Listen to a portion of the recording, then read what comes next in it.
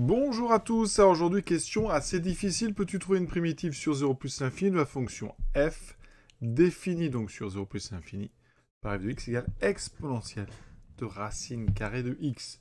Eh bien pour ça, je vous propose de passer par le calcul d'une intégrale, et donc on va passer par le calcul de l'intégrale donc de 1 à x d'exponentielle racine de t dt. Il faut savoir que cette fonction, que je vais appeler grand F, et donc ici je vais calculer grand F de x, eh bien cette fonction, et si je la dérive, je tombe bien sur petit f de x, et donc c'est bien une primitive de petit f. Voilà.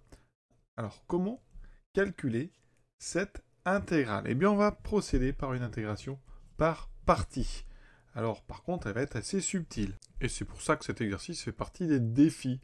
Ici, eh bien, on va faire apparaître la dérivée d'exponentielle racine de t. Alors, exponentielle racine de t, si je dérive par rapport à t, je trouve donc exponentielle u, c'est u', donc la dérivée de racine de t, 1 sur 2 racine de t, exponentielle de racine carrée de t. Donc ici, eh bien, je vais la faire apparaître, cette dérivée. Voilà. Donc si je la fais apparaître, évidemment ici, je dois compenser avec un 2 racine de t. Maintenant, tout est prêt pour mon intégration par partie. Celle que je vais primitiver, en quelque sorte, c'est celle-ci. Donc ici, j'aurai exponentielle de racine de t. Et celle-ci, je vais la dériver. Donc dérivée de 2 racines de t, c'est 2 fois la dérivée de racine de t, ça donne donc 1 sur racine carrée de t. Maintenant, je passe à mon intégration par partie, donc une IPP. J'aurai donc entre crochets les deux primitives de racine de t, exponentielle de racine de t, entre 1 et x, moins l'intégrale entre 1 et x de mes deux nouvelles fonctions, c'est-à-dire 1 sur racine de t, exponentielle de racine de t, dt. Et là, eh bien, on a terminé parce que ici, on peut calculer, je remplace t par x, ça fait donc 2 racine de x, exponentielle racine de x, moins 2 racine de 1, donc 2 exponentielle de racine de 2e, moins ici cette intégrale, mais je connais une primitive de 1 sur racine de t et de racine de t, c'est quasiment la même ici, il manque juste le 2. Donc ici, eh bien, si vous rajoutez un 2 en bas, et vous mettez un 2 ici, on peut sortir le 2, c'est un coefficient constant, j'ai donc ici 2, et là j'ai une primitive d'exponentielle racine de t.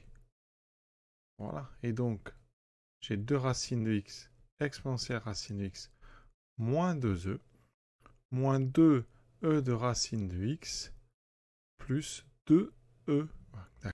Ce que vous pouvez remarquer, c'est que les 2 e ici s'annulent, il me reste donc grand f de x égale 2 racines carrées de x, e de racine de x, moins 2e racine de x. Alors je peux factoriser par exponentielle racine de x, ça va me donner 2 racines carrées de x, moins 2 fois exponentielle de racine carrée de x. Donc voici la primitive ici que je vous propose, c'est la fonction donc grand f. Pour ceux qui doutent, eh bien vous pouvez calculer grand f'. Ici c'est un produit, donc dérivée de 2 racines carrées de x, c'est 1 sur racine carrée de x, le 2 est annulé par le coefficient 2, plus donc 2 racine carrée de x moins 2 fois la dérivée d'exponentielle racine de x, qui est donc 1 sur 2 racine de x exponentielle de racine carrée de x. Et vous pouvez vérifier ici, donc ça donne 1 sur racine de x exponentielle racine de x, plus 2 racines de x fois 1 sur 2 racines de x. Donc là, je développe cette parenthèse, ça me fera exponentielle racine de x. Le 2 racine carrée de x s'annule, enfin se simplifie avec ce racine carrée de x. Il me reste le moins 2 sur 2 racines de x. Donc il me reste moins 1 sur racine de x exponentielle racine de x. Et vous voyez bien qu'ici, on a une petite simplification. Il me reste effectivement donc e de racine carrée de x, c'est-à-dire petit f de x. J'ai donc bien trouvé une fonction grand f qui est bien définie sur l'intervalle qu'il me fallait, dont la dérivée donne exponentielle de racine carrée de x. Ce qu'il faudra retenir, c'est que si on prend une fonction continue sur intervalle i, si on prend a et x, deux éléments de i, eh bien, la fonction kx associe l'intégrale de a et x de petit f de t dt, eh bien, ceci, eh bien, c'est une primitive de petit f, et c'est même celle qui s'annule en petit a. Donc ça, c'est à retenir. calcul d'une intégrale avec une borne ici qui est x, eh bien, permet de trouver une primitive de petit f. C'est ce qu'on a utilisé ici avec une intégration par partie, j'avoue, assez subtile. Hein, mais c'est tout l'idée de ces défis, c'est que ça ne soit pas évident. Voilà. J'espère que ça vous a plu. À très bientôt.